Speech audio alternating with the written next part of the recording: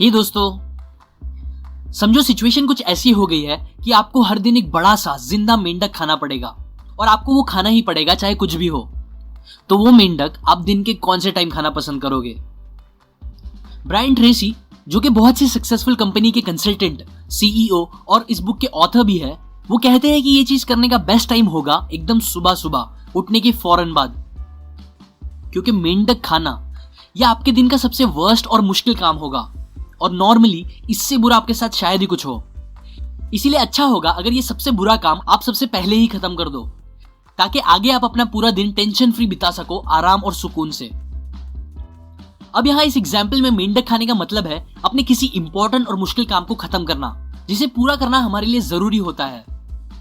बहुत बार हम किसी मुश्किल और इंपॉर्टेंट काम को टालते रहते हैं, ये बोल के कि मैं उसे शाम में कर लूंगा या कल करूंगा, और प्रोक्रेस्टिनेट करते हैं, जो बिल्कुल ऐसा होता है जैसे कि उस बड़े से मेंढक को देखते रहना और सोचते रहना कि मुझे उसे खाना है लेकिन मैं बाद में खाऊंगा, जो और कुछ नहीं बस हमारा टेंशन और स्ट्रेस बढ़ाता रहता है। सुबह के टाइम पे सबसे मुश्किल काम को खत्म करने का एक और रीजन ये है कि उस टाइम पे हमारा विल पावर मैक्सिमम होता है, जिसकी वजह से हम उस मुश्किल काम को भी अच्छे से खत्म कर सकते हैं। आपने भी ये नोटिस किया होगा कि जब हम कोई काम खत्म करते हैं, स्पेशली कोई इंपॉर्टेंट या बड़ा काम, तब हमें रिलैक्स और अच्छा फील होता है।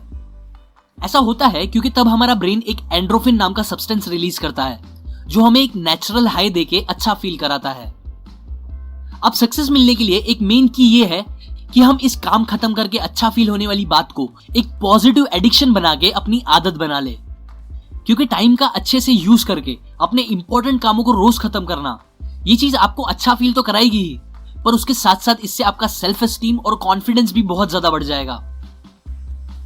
और ये सारी चीजों को पॉसिबल करने के लिए ऑथर ने बहुत से प्रैक्टिकल तरीके बताए हैं, जिनमें से कुछ प्रिंसिपल्स मैं आपके साथ अभी शेयर करूंगा, जिससे आप अपने टाइम का प्रॉपर यूज करके अपने सारे गोल्स और सक्सेस को अचीव कर सकोगे। So let's begin. Principle number 1, setting the table. एक बहुत इंपॉर्टेंट चीज जिसकी वजह से हम अपने टाइम का प्रॉपर यूज नहीं कर पाते और प्रोक्रेस्टिनेट करते हैं, वो है कंफ्यूजन और लैक ऑफ क्लैरिटी।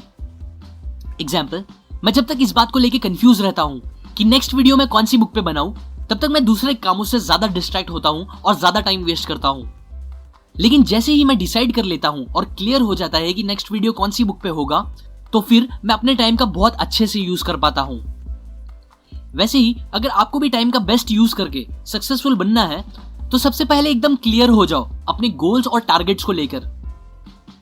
और ये अच्छे से करने के लिए आपको एक 7 स्टेप प्रोसीजर फॉलो करना होगा, जो कुछ ऐसा है।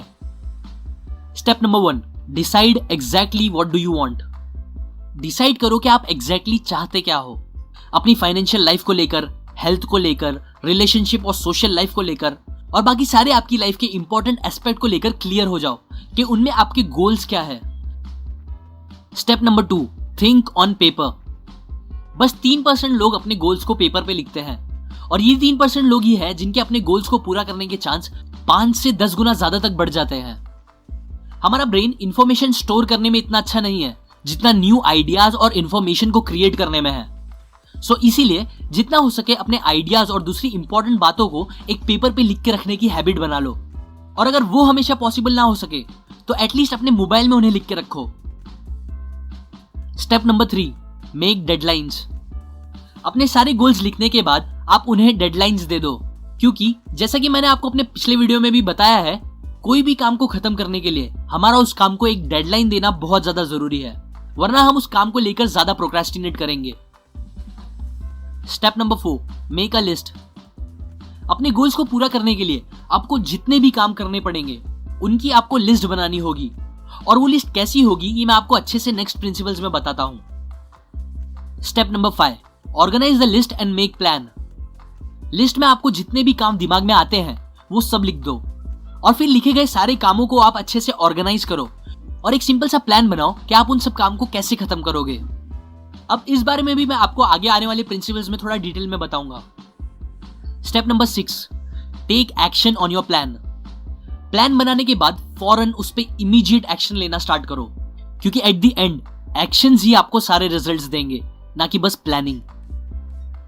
Step number 7, Resolve yourself to do things every day that moves you towards your goals.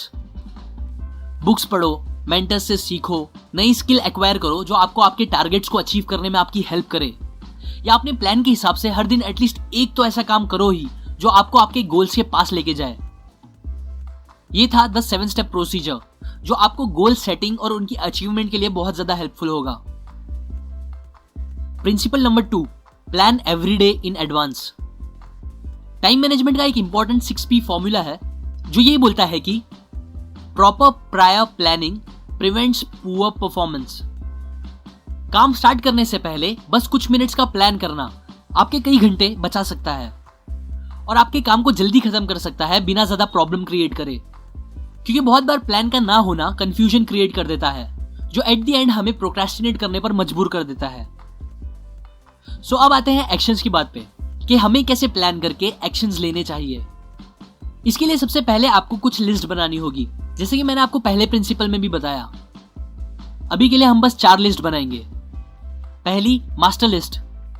Master list में आपको वो सारे काम या गोल्स और चीजें लिखनी होगी जो आपको अपनी पूरी लाइफ टाइम में करनी है, जैसे कि एक खुद की कंपनी खोलना, वर्ल्ड टूर पे जाना, परफेक्ट बॉडी बनाना, लोगों की मदद के लिए कोई बड़ा काम करना, एक्सेट्रा।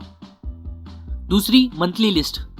इसमें आप वो सारे काम लिखोगे जो आपको आने वाले 1 महीने में करने हैं, और याद रखो इसमें एटलीस्ट एक काम तो ऐसा होना ही चाहिए जो आपको आपके मास्टर लिस्ट में से कोई एक सबसे इंपॉर्टेंट गोल को अचीव करने में आपको आगे बढ़ाएगा।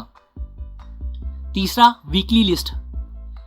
इसमें आप वो सारे स्टेप्स और काम लिखोगे जो आपको आने वाले 1 हफ्ते में करने होंगे, वो सारे काम जो टुकड़ों में आपके मंथली लिस्ट के कामों को धीरे धीरे खत्म करता रहेगा।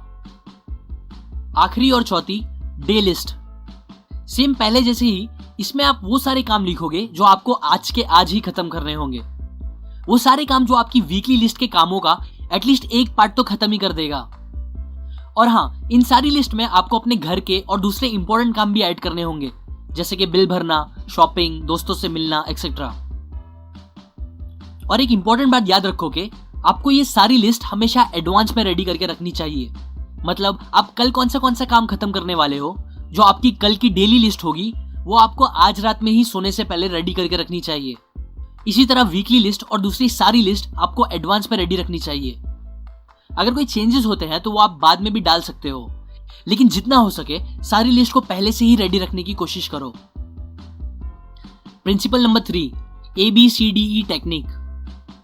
ABCDE टेक्निक एक सिंपल और बहुत ही इफेक्टिव प्रायोरिटी टेक्निक है जो ये पक्का करती है कि हम अपने टाइम का एकदम सही यूज करें।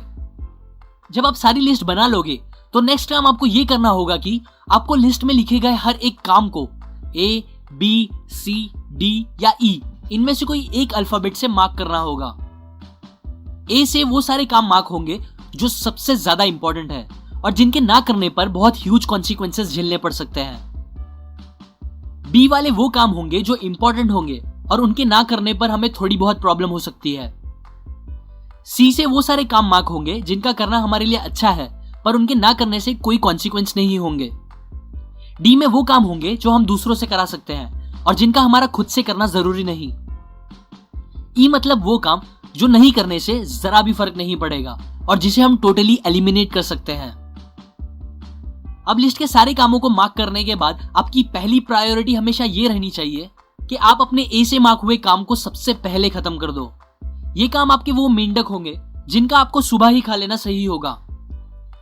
अब अगर ऐसे 2 काम होंगे जिसे खत्म करना बहुत ज्यादा जरूरी होगा और जिनके ना करने पर बहुत ह्यूज कॉन्सिक्वेंसेस होंगे, तो उनमें से एक को आप A1 से मार्क करो और दूसरे को A2 एंड सो ऑन, जिनमें से A1 उन दोनों में से ज्यादा इंपॉर्टेंट होगा और जिसे आपको A2 से पहले खत्म करना होगा।